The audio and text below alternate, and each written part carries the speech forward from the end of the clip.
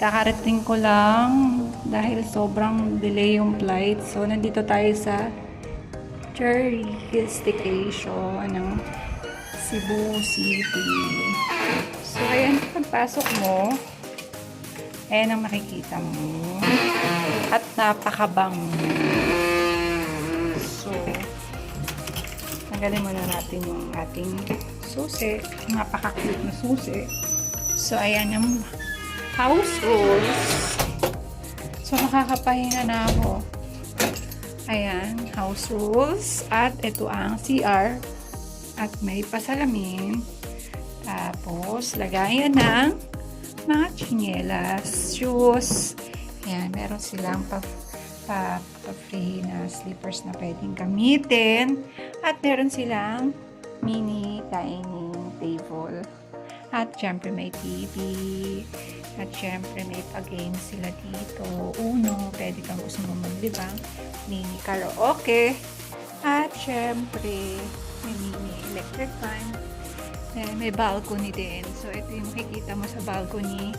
So ayan, makikita mo ginagawa pa yung baba.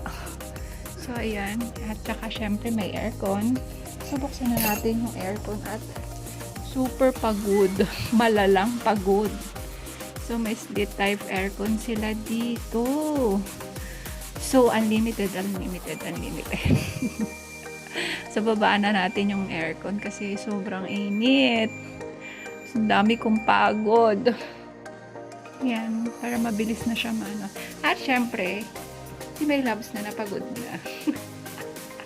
Ang dami kong pagod. 2 beses ako pinagkamala na Koreana. Sabi ko, hindi ako Koreana. Nagtagalog ako.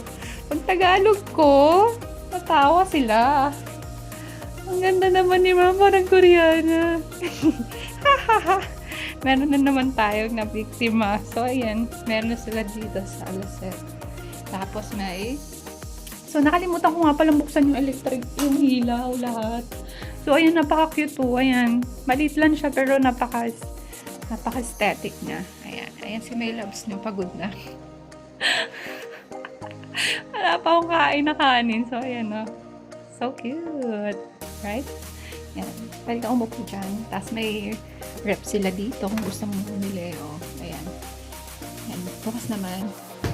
At, ayan. Pwede ka maglagay ng pagkain mo dyan. Kunyari mag-order ka. Tapos meron silang rice cooker at electric pot. And, ayan. Pwede ka makigamit dyan ng mga condiments at kompleto sila lahat. At ito, check natin. Oops, dandahan. At may mga plate and mug sila. At napakaganda ng baso. Aesthetic. So, tingnan mo natin to. Siyempre, magmamarites muna tayo bago tayo. Anong meron dito? So, ayan. Ayan. Nagmarites tayo bago tayo magpahinga. So, ito naman yung ating mga lutuan. So, let's go. Tapos may paprate tubig. Tapos, ito yung kanilang CR. At meron silang shower. Maliit lang siya pero malinis. Malinis naman siya. Diba? Pero imbaka ng tubig doon kung sa haling emergency na mawawala yung tubig. So, ayan. Malinis naman. Diba? Super. At syempre meron silang guest kit. Diba? At malambot ang kama. So, let's go. Magubad na tayo ng ating mga ang dami kong pagod! Ay, Diyos ko.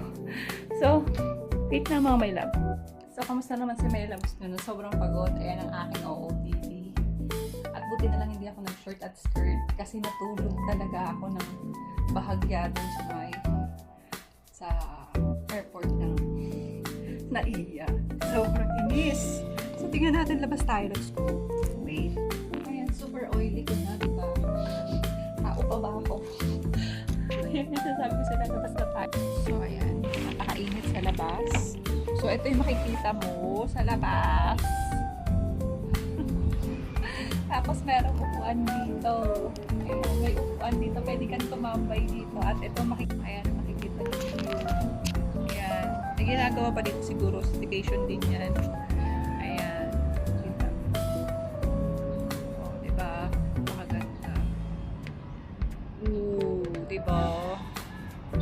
Yun lang. At tayo papasok na at napakainit dito. So, ito na, papasok na tayo kasi lalabas yung aircon. Lalabas daw. So, ayan. Hindi na tayo mapapasok. Nakalak na siya. Yan ang pinaka, ay, buti na lang meron may paganyan siya. O, diba? Super. Tapos may mini, ano sila, sari-sari store. Yan. Ah, diba? Social. So, dito naman tayo sa playground ng Sikyan Village 1 Phase 3 na napakalawak. And for sure, mag-i-enjoy yung mga bagets nyo kung may kasama kayong mga bagets. At makakapagtakbuhan sila dito at makakalaro ng walang disgrasya. At ito naman ang pinakamalaking swimming pool ng Sikyan Village na i-enjoy kayo at